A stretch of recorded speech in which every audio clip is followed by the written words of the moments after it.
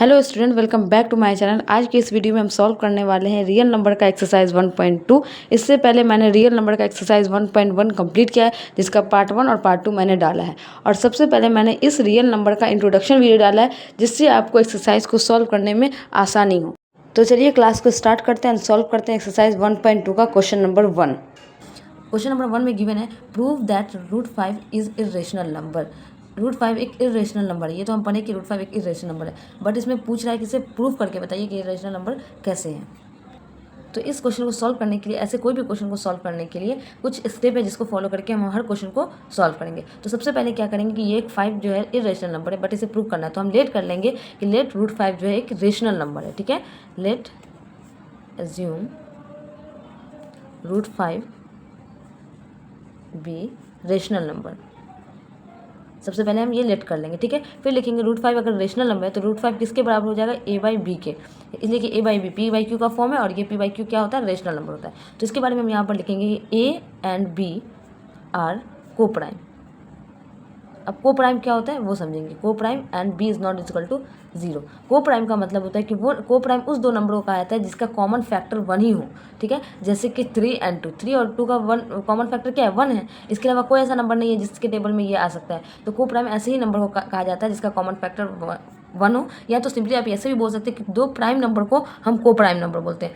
तो यहाँ पर ए और बी क्या है, को प्राइम नंबर है, और B is not equal to 0। इसका मतलब है कि इस दोनों का कॉमन फैक्टर क्या है, ए और बी का 1 है। मतलब कॉमन फैक्टर का मतलब HCF इस दोनों का क्या है, 1 है। ठीक है, यहाँ तक क्लियर हो गया। अब लिखेंगे, जब इसको हम क्रॉस मल्टीप्लाई करेंगे तो लिखेंगे √5 into B is equal to ए।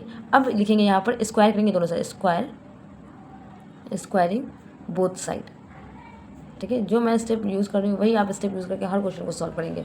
ठीक है, तो स्क्वायरिंग बोथ साइड, दोनों तरफ अगर स्क्वायर करते हैं तो क्या हो जाएगा, √5 का स्क्वायर करेंगे तो 5 और b square is equal to a का स्क्वायर। स्क्वायर करने पे ये आ गया। अब हम यहाँ पर लिख सकते हैं कि 5 into B square is equal to a square. इसका मतलब है कि 5 को अगर b स्क्वायर से मल्टीप्लाई करते हैं तो a स्क्वायर आता है। इसका मतलब है कि एक ये जो नंबर है इस नंबर को डिवाइड करता है। जैसे हम एग्जाम्पल में समझते हैं कि अगर हम लिखते हैं 5 इंटू 2 तो क्या आएगा, 5 इंटू 2 इज इक्वल टू 10। इसका मतलब है कि 5 जो इस 10 को डिवाइड कर रहा है। तो यहाँ से ये भी तो पता चल रहा है कि 5 जो a स्क्वायर को डिवाइड कर रहा है। ये क्या था, एग्जाम्पल मैंने आपको समझाया। तो यहाँ पर हम लिख सकते हैं कि 5 डिवाइड्स a स्क्वायर। अगर 5 डिवाइड कर रहा है a स्क्वायर को तो 5 क्या कर सकता है, 5 ऑल्सो डिवाइड्स a। ये कैसे मैंने लिखा, जब मैंने आपको इंट्रोडक्शन वीडियो पाया तो उसमें एक थ्योरम था 1.2 जिसमें बोला गया था कि अगर कोई नंबर किसी के स्क्वायर को डिवाइड करता है तो वो नंबर उस नंबर को भी डिवाइड करेगा। ठीक है, इसलिए मैंने यहाँ पर ये लिखा है। अब यहाँ पर ये पूरा क्या हो गया, ये इक्वेशन क्या हो गया, ये जो हो गया ये इक्वेशन 1 हो गया। ठीक है, ये वाला 5b square is equal to a square is equal to ये इक्वेशन 1 हो गया। अब हम यहाँ पर लिख सकते हैं कि अगर हम लिखते हैं मतलब कि 5 डिवाइड कर रहा है a को, मतलब किसी नंबर से 5 में मल्टीप्लाई करते तो वो नंबर भी डिवाइड करेगा a को। ठीक है, c यहाँ पर एक कांस्टेंट इंटीजर मान लेते हैं जो कि जिसको मैंने 5 में मल्टीप्लाई किया तो ये डिवाइड करेगा a को। ठीक है, तो यहाँ पे मैंने लिख दिया इसके बारे में, where c is any constant integer. ठीक है, c यहाँ पे कोई कांस्टेंट इंटीजर है तो हम लिख सकते हैं 5c स्क्वायर। अब क्या करेंगे, 5c यहाँ पर स्क्वायरिंग बोथ साइड कर देंगे, both side 5c square is equal to a square. तो क्या हो जाएगा, 25c square is equal to a square. ठीक है, अब a स्क्वायर की वैल्यू क्या है, यहाँ इक्वेशन में 5b स्क्वायर, तो हम डाल सकते हैं a स्क्वायर की जगह पर। हम यहाँ पर लिखेंगे 5c square is equal to, यहाँ पर लिखेंगे a स्क्वायर की जगह पे 5b स्क्वायर। ठीक है, तो 5 से 25 कट जाएगा 5 टाइम में, तो हम यहाँ पे लिख सकते हैं 5c square is equal to b square. ठीक है, अब देखिए यहाँ पर अगर लिखते हैं 5c square is equal to b square, जैसे मैंने यहाँ पे लिखा था 5b square is equal to a square, तो यहाँ पे मैंने लिखा 5 डिवाइड्स a स्क्वायर। जैसे यहाँ पे लिखेंगे 5 डिवाइड्स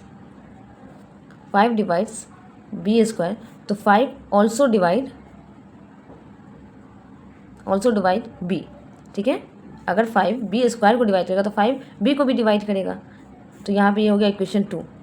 तो अब देखिए आप इक्वेशन 1 और इक्वेशन 2 से क्या पता चल रहा है कि a और b, यहाँ पर a को भी 5 डिवाइड कर रहा है और b को भी 5 डिवाइड कर रहा है। ये यहाँ से प्रूव हो रहा है। ठीक है, बट हमने क्या एज्यूम किया था, क्या स्टार्टिंग में एज्यूम किया था कि हमारा जो बट मैंने यहाँ तो लिखा है कि ए और बी जो है को प्राइम नंबर है, को प्राइम का मतलब इसका कॉमन फैक्टर 1 ही होगा। बट अभी जो 1 2 जो हमारा इक्वेशन आया है उससे क्या प्रूव हो रहा है कि ए और बी का एक कॉमन फैक्टर 1 के अलावा 5 भी है। इसका मतलब है ये गलत क्यों आ रहा है, यहाँ पर लिखा है कि 1 ही फैक्टर होगा और इक्वेशन में आ रहा है कि 5 भी फैक्टर है कॉमन फैक्टर। इसका मतलब है कि हमने जो स्टार्टिंग में एज्यूम किया है कि √5 हमारा रेशनल है, वही हमने गलत एज्यूम किया है, जिसकी वजह से यहाँ पे एक कॉन्ट्राडिक्ट आ रहा है कि हमारा ए और बी का जो कॉमन फैक्टर 5 भी है। तो इसका मतलब ये क्या है, एक गलत एजम्पशन है। तो अब हम लास्टली में ये लिख देंगे, अब हम लास्ट में लिख देंगे कि A and be having common factor 5, 1 के अलावा 5 भी इसका कॉमन फैक्टर है। इसका मतलब है कि जो हमने ये जो कॉन्ट्राडिक्ट क्यों आ रहा है, इसलिए कि हमने जो एज्यूम किया था कि √5 रेशनल नंबर है वो हमारा रॉन्ग है और √5 जो एक इरेशनल नंबर है। ठीक है, यहाँ पे हमारा क्वेश्चन नंबर 1 कंप्लीट होता है। अब हम सॉल्व करेंगे क्वेश्चन नंबर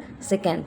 अब हम सॉल्व करेंगे क्वेश्चन नंबर 2। इससे पहले मैंने क्वेश्चन नंबर 1 में जो आपको कंसेप्ट सिखाया है वही कंसेप्ट का यूज़ करके जितना भी क्वेश्चन आएगा √5 √2 √1 या कुछ भी ऐसा नंबर √7 इसको प्रूव करना है कि ये इरेशनल है, तो सेम वही कंसेप्ट यूज़ करके वही स्टेप यूज़ करके आप उसे सॉल्व करेंगे। अब क्वेश्चन नंबर 2 सॉल्व करते हैं, जिसमें लिखा हुआ है prove that 3 + 2 √5 is irrational number. इसमें इस पूरे नंबर को इरेशनल प्रूव करना है। ठीक है, तो सबसे पहले इसमें भी क्या कर लेंगे, लेट एज्यूम 3 + 2 √5 इज रेशनल। ठीक है, तो यहाँ पे आप लिखेंगे 3 + 2 √5 इज इक्वल टू a/b। अगर ये रेशनल है तो a/b के बराबर होगा, जहाँ पर a और b क्या होगा, where a and b are coprime. Coprime का मतलब समझ में आ गया, coprime and b is not is equal to 0। को प्राइम का मतलब होता है कि जिसका कॉमन फैक्टर क्या होगा, 1 होगा। ठीक है, तो यहाँ पे हो गया। अब लिखेंगे √2 √5 इज इक्वल टू जो भी ये इस नंबर के अलावा जो भी नंबर इसको इस साइड ले जाएंगे। ठीक है, सिर्फ ये रूट में जो नंबर लास्टली वही यहाँ इधर रहेगा और उसके बाद जो भी नंबर है सबको इस साइड ले जाएंगे। सबसे पहले 3 को ले जाते हैं तो a/b - 3, तो यहाँ पे हो जाएगा 2 √5 इज इक्वल टू a, इस दोनों का एलसीएम लेंगे तो हो जाएगा b और a - 3b हो गया। ठीक है, अब जो ये रूट के अलावा ये 2 बचा इसको भी इधर ले जाएंगे तो हो जाएगा √5 is equal to a - 3b जो था उसको भी हम इस साइड ले गए तो हो गया a - 3/√2। अब यहाँ पर देखिए ये जो नंबर है ये इसमें a और b क्या है, यहाँ पर लिखेंगे since a and b are integer. क्या है, integer, integers, therefore a - 3b/2b क्या हो गया, इज अ रेशनल नंबर। ये दोनों इंटीजर है, ए और बी इंटीजर है, तो ये जो फॉर्म है a - 3b/2 है ये एक रेशनल नंबर है। ठीक है, अगर ये रेशनल नंबर है और ये तो हमें पता ही कि √5 एक इरेशनल नंबर है।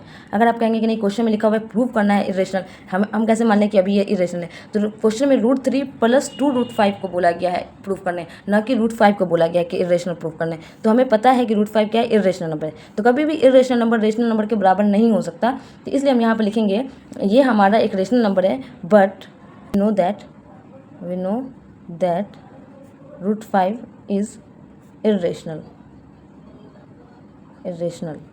तो यहाँ पे ये जो है रेशनल है और ये जो है इरेशनल है, तो ऐसा तो नहीं हो सकता कि रेशनल इरेशनल के बराबर होगा। तो ये जो कॉन्ट्राडिक्शन आ रहा है, ये जो गलत चीज़ आ रहा है हमारे इसमें क्वेश्चन में सॉल्यूशन में, ये क्यों आ रहा है, बिकॉज हमने जो यहाँ पे एज्यूम किया वही हमने गलत एज्यूम किया है, इसलिए ये कॉन्ट्राडिक्शन आ रहा है। तो यहाँ पे हम लिखेंगे this contradiction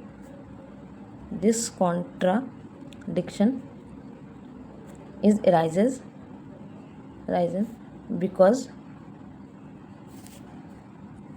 because our wrong assumption।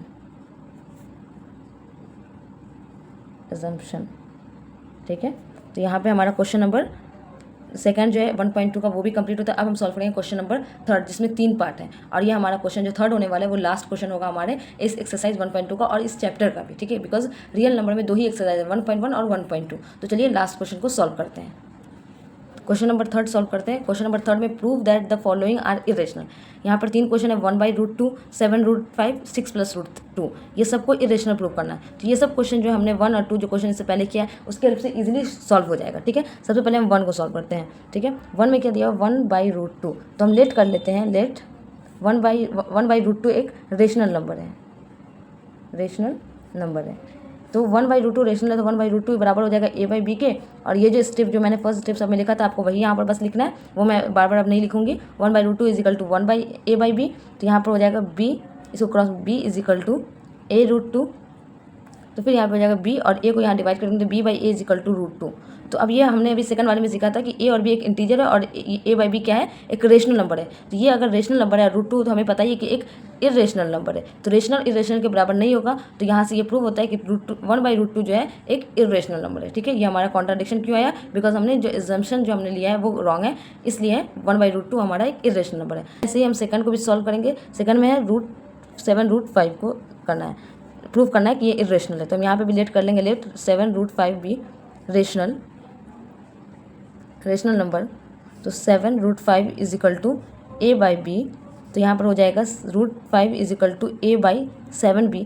और यहाँ पे तो यहाँ पे लिखेंगे कि a और b क्या है हमारा, a एंड b हमारा को प्राइम है, b is not is equal to 0, ये सब तो लिखेंगे। फिर यहाँ पर लिखेंगे कि a और b हमारा क्या है, इंटीजर है, और जो a/7b है एक रेशनल नंबर है और √5 हमारा एक इरेशनल नंबर है। तो ये रेशनल नंबर इरेशनल के बराबर नहीं आ सकता है। बट यहाँ पर यहाँ हमारे सॉल्यूशन में क्यों बराबर आया है कि बिकॉज ये कॉन्ट्राडिक्शन इसलिए आया है कि हमने एजम्पशन जो लिया वो रॉन्ग है। बस इसमें भी सेम यही लिखना है जो हम क्वेश्चन नंबर सेकंड में लिखे हैं, इसमें भी वही लिखना है और इसमें भी वही लिखना है। ठीक है, ये दोनों भी वैसे ही सॉल्व करेंगे। लास्ट क्वेश्चन हमारा थर्ड, जिसमें लिखा हुआ है कि 6 + √2 को प्रूव करना है कि ये एक इरेशनल नंबर है। तो इसमें भी हम लेट कर लेंगे, लेट 6 + √3 इज रेशनल नंबर। फिर इसमें लिखेंगे √6 + √2 इज इक्वल टू a/b, जिसमें a और b क्या है हमारा, जिसमें a और b हमारा को प्राइम नंबर है और b is not is equal to 0 है, यही हमें यहाँ पे लिखना है। और नेक्स्ट हम लिखेंगे कि √2 इज इक्वल टू a/b - 6, जो हम सेकंड में किए थे। सेकंड वाले क्वेश्चन में भी ऐसा ही था, इसे भी ऐसे ही सॉल्व करेंगे। फिर √2 इज इक्वल टू, इसका जब एलसीएम लेंगे तो a - 6b/b, ये a और b हमारा इंटीजर है। ठीक है, a और b हमारा इंटीजर है और ये जो फॉर्म है ये रेशनल नंबर है और ये हमारा इरेशनल नंबर है। तो ये कॉन्ट्राडिक्शन इसलिए आया है, ये रेशनल नंबर इरेशनल के बराबर इसलिए आया है कि इसमें भी हमने गलत ही एज्यूम किया है कि ये एक रेशनल नंबर है। यहाँ से ये प्रूव होता है कि ये जो नंबर है 6 + √2 एक इरेशनल नंबर है, रेशनल नंबर नहीं आएगा। अगर रेशनल नंबर होता तो यहाँ पे ये कॉन्ट्राडिक्शन जो हर क्वेश्चन में आ रहा है ये नहीं आता। ठीक है, तो इस क्वेश्चन को ऐसे ही सॉल्व करेंगे। जब भी आपको आता है कोई भी किसी भी नंबर को इरेशनल प्रूव करना है तो आपको सेम यही स्टेप फॉलो करना है, इसमें कोई भी आपको अलग कंसेप्ट यूज़ नहीं करना है। जैसे जैसे मैंने स्टेप बताया वैसे वैसे आपको यूज़ करना है और क्वेश्चन को सॉल्व करना है। फिर हमारा एक्सरसाइज 1.2 जो है कंप्लीट होता है और यहाँ पे हमारा रियल नंबर का चैप्टर जो क्लास 10th का है वो भी कंप्लीट होता है। अब नेक्स्ट वीडियो में हम नेक्स्ट एक्सरसाइज को सॉल्व करेंगे। अगर आपको वीडियो अच्छा लगा है तो वीडियो को लाइक कीजिए, शेयर कीजिए और हमारे चैनल को सब्सक्राइब कीजिए। Thank you for watching.